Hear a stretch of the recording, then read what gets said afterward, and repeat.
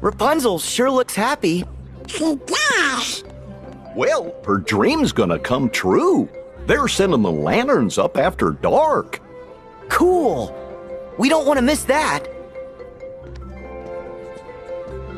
Greetings, I'm Solidus-Skully, and welcome back to Kingdom Hearts 3, where we have finally arrived at the fabled Kingdom of Beer. Ah, whimsy! And yes, we still have the doodly-oodly theme to pretty much just sort of waste our time with, but yeah, as I mentioned back in Traverse Town, this is very much an example of Disney World's actually having a veritable hub world in which we can explore. I mean, again, there was sort of a similar case to this in Kingdom Hearts 1 with, well, I mean, most obviously in Traverse Town, but again, you did see bits and pieces of it here and there in Agrabah. But even in that case, it was severely limited, you know, primarily by the processing power of the PlayStation 2, which, now, technically speaking, it could render full hub worlds. I mean, again, you know, the likes of Grand Theft Auto 3 and, you know, open world games of that era, they could technically do it, but again, it either had to be really limited in that there wasn't really much interaction with its civilians apart from a few scant quotes, you know, in lieu of sort of rendering the world, so to speak, or, you know, you just had what Kingdom Hearts 1 did with, like, 2 or 3 NPCs that were either reskinned character models, again with, as I mentioned beforehand, you know, fake Tidus and Waka, or you just, you know, go the Grand Theft Auto route. In Kingdom Hearts 3's case, yeah, NPCs are plenty of places to explore throughout the kingdom, and, yeah, a lot of things to see and do. Oh, we can go swimming, because this is a wonderful place to search for ingredients. As you've no doubt been hearing throughout the game, yeah, characters will also elucidate on whenever you get near a lucky emblem, so Donald and Goofy will point out, oh look, lucky emblem, go get it. You won't get an exact fix on where it is, so again, you do kind of need to use your brain to figure out where it is, but if you are in its general vicinity, they will start to, you know, sort of point out, oh, there's one nearby the area, so get looking. And yeah, they'll pretty much do the same thing for ingredients, so, yeah, prepare to see that same quote from Donald time and time again. Yeah, but otherwise, so, yeah, you do also get to talk to 1 or 2 NPCs throughout this area. I mean, again, it's nothing major, mind you. Like, again, it's not necessarily reaching the depths of, like, you know, Shenmue-style, complete, immersive, for lack of a better phrase, realism, but, you know, it's definitely a step up compared to Kingdom Hearts games past, and I am curious if, maybe this might be a staging ground for what Kingdom Hearts 4 might be doing, because that did actually have, you know, a little something talking about daily routines and, you know, Sora interacting with his daily life. Those kids are always climbing that silly lighthouse. Wonder what's so interesting about the view from up there. Yeah, that was pretty much what's-his-face over there telling you that there's a lucky emblem up there. Well, I mean, then again, I mean, kids also just love to explore, man. So, really, what's your fucking problem? But yeah, in any case, as I was talking about earlier with, you know, Kingdom Hearts 4 potentially expanding upon this concept, yeah, I mean, as far as the information that we really know about the gameplay in terms of what Sora's going to be doing in, you know, later on in that game, yeah, there is a whole focus on sort of, like, daily routines, which I guess does sort of bring to mind, like, a little Shenmue-esque sort of gameplay styles, but so, yeah, I am quite curious, but again, you'll see a little bit more as to where exactly Sora ends up and why that becomes a factor as we, you know, get towards the end of the game.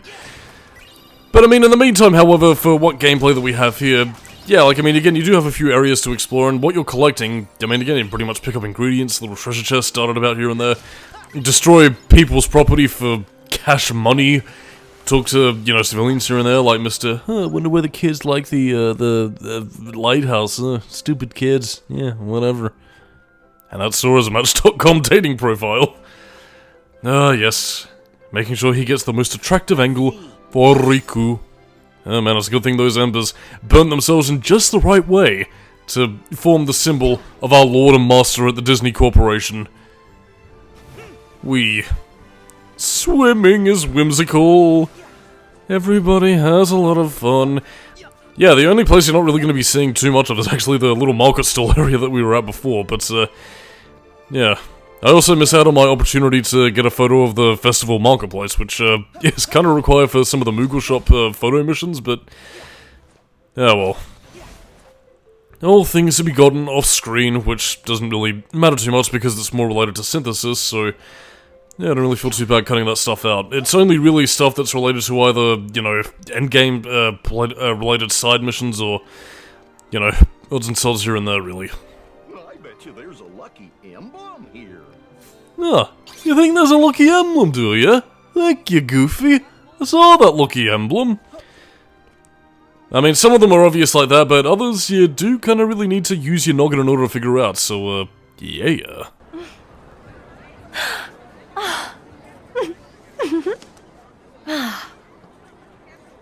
Huh?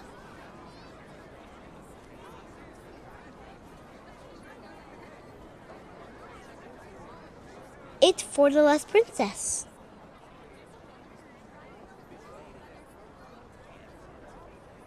Huh? Huh? Oh.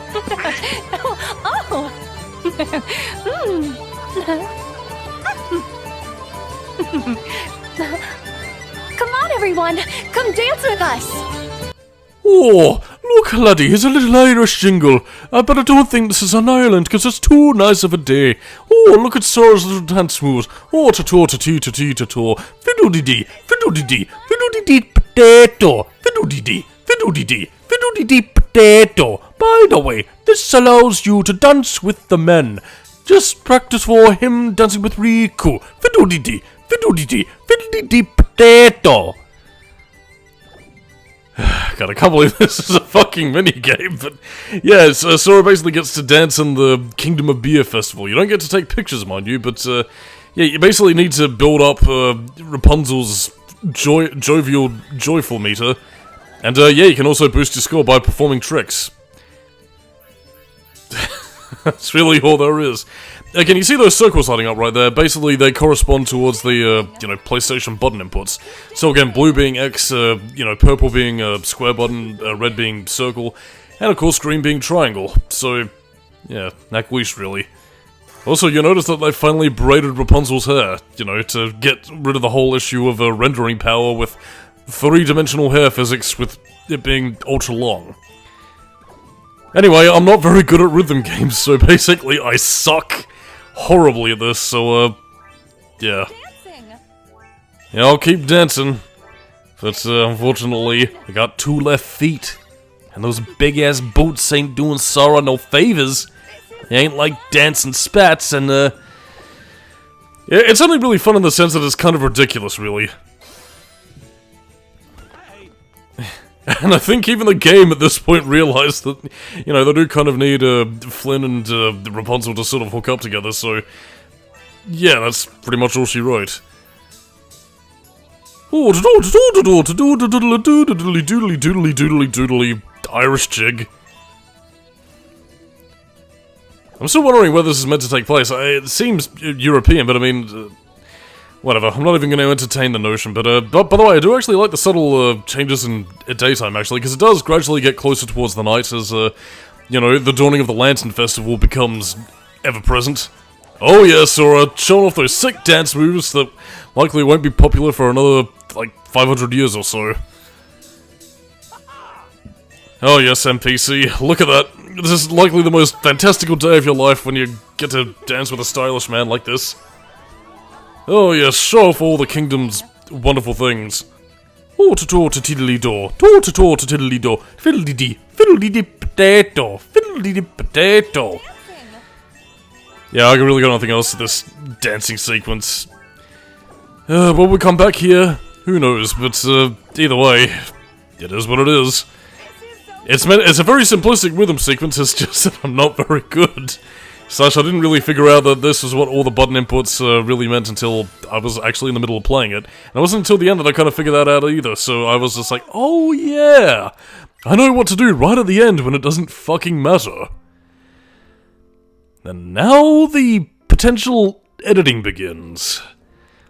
Now, if you'll recall in an earlier part, I did state that previously that, you know, Kingdom Hearts 3, in terms of its animation quality, actually gets relatively close towards the original Tangled movie.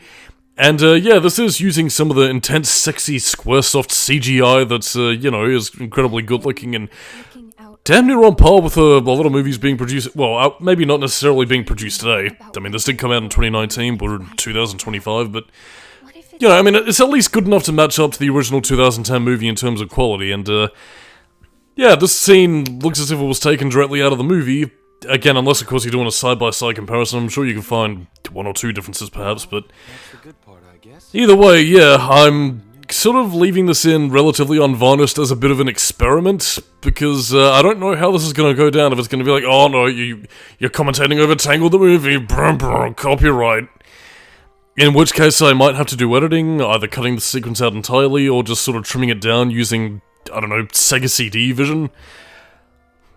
But yeah, this is pretty much a one-for-one lantern scene from the original movie, or so I assume. Again, still haven't seen Tangled, mind you, but again, the only things that are really different around a lot of this scene, and you'll be seeing this with the latest scene as well, although that one's a little bit more transformative because it involves Sora, Donald, and Goofy, is that, yeah, only really the presence of Sora, Donald, and Goofy really makes this scene going, oh yeah, we're still playing through Kingdom Hearts 3 and not watching a Disney movie.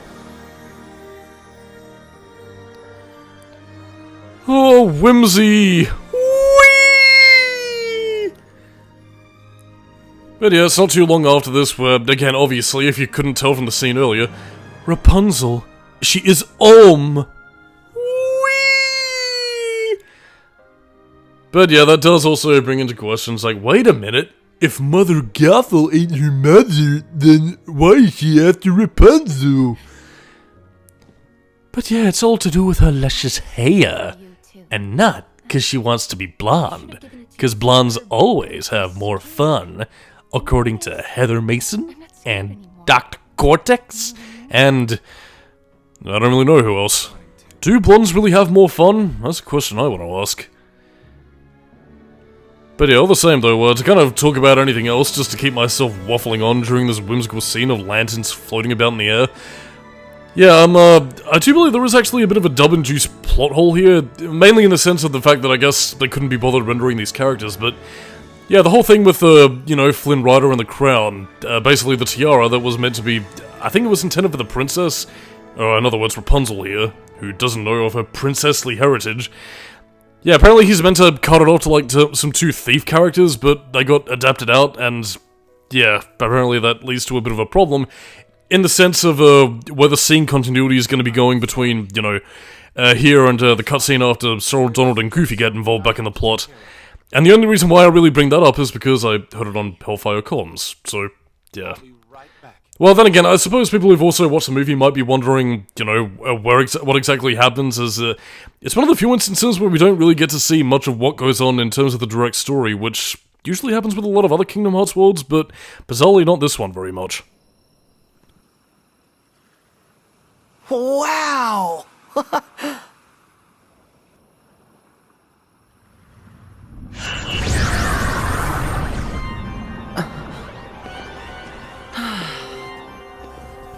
Could you guys have possibly picked a worse time? I don't think they appreciate the moment, Sora.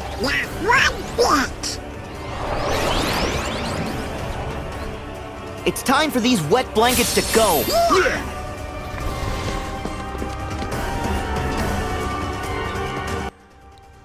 This is a bit of an odd time to attack, considering what eventually happens in terms of, you know, what Marluxia's actual plan is, especially what happens at this stage, but, I don't know, I guess he just wanted to give Sora something to do.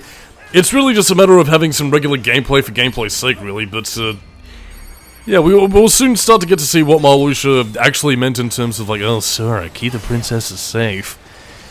I mean, again, I kind of already explained what his plan actually was, but, you know, just for the sake of, I don't know.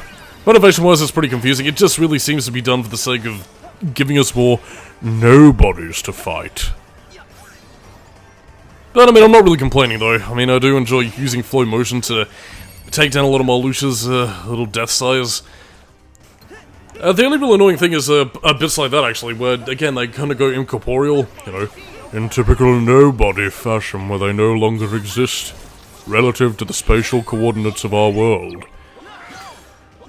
But yeah, basically, whenever his Reaper Nobodies pretty much just sort of go incorporeal, that's really the only one annoying part of their attacks. Apart from that, though, yeah, pretty easy to take down. Pretty powerful as well, but, Nakwist, really.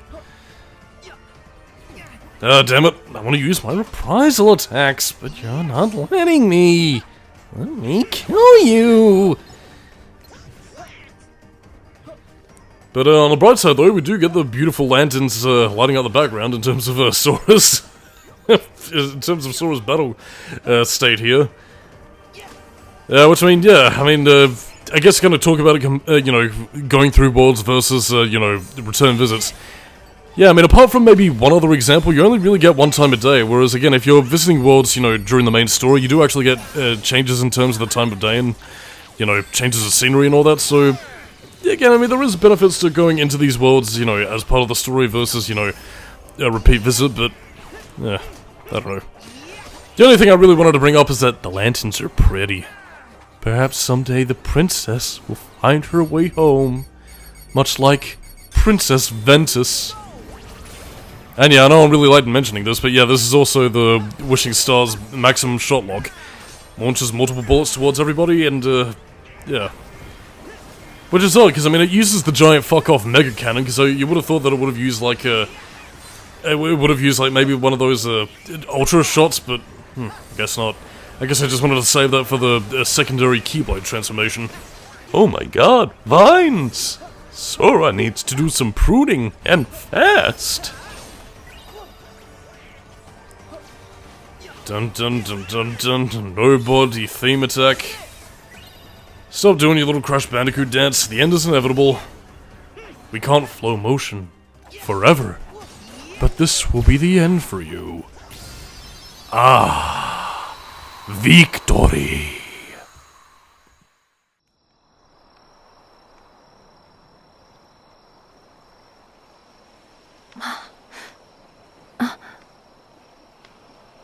Eugene? Eugene!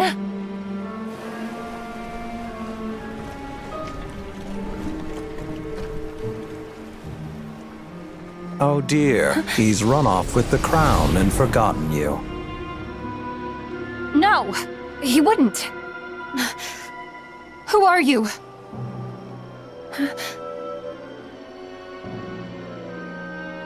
Forget Flynn Rider. You know where you belong, and it's not with him. Now.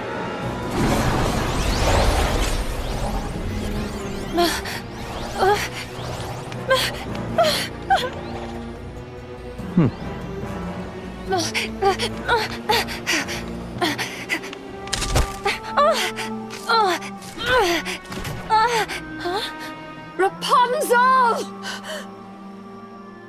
Mother?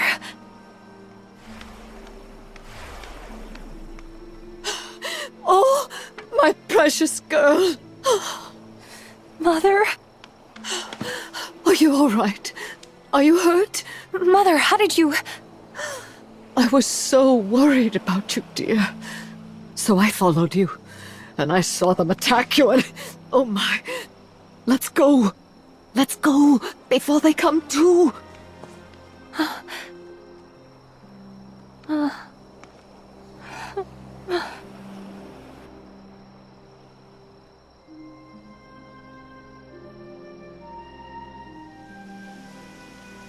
Rapunzel, come back with your evil stepmama. Come, child. Come. Oh, Mama, blue, blue, blue, blue, blue. The outside world is scary. Take me back inside so I can stay in home and play video games. Huh?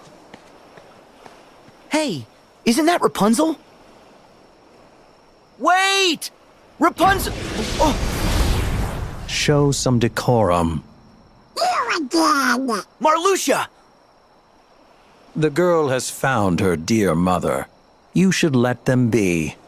And why is that? Because Rapunzel is far too important. Atop her tower, she must remain out of sight and live out her days with Mother Gothel. And never see anyone else? But that's like locking her in some prison. That is exactly what it's like. Rapunzel's hair holds the powerful magic of healing.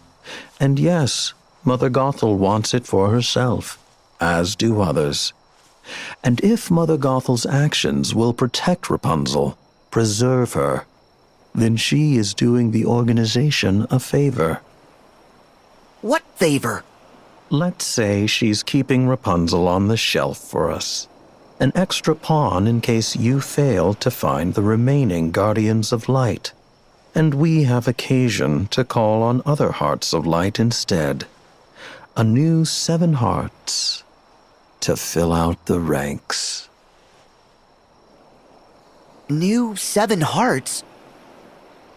Yes. 7 who inherited the princess's light after their role was fulfilled. So you don't care about her? You guys just want Rapunzel for your own purposes. Well, you're done here.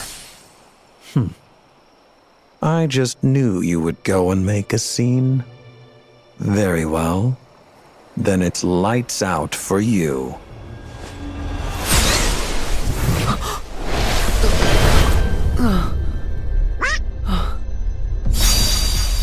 Sora!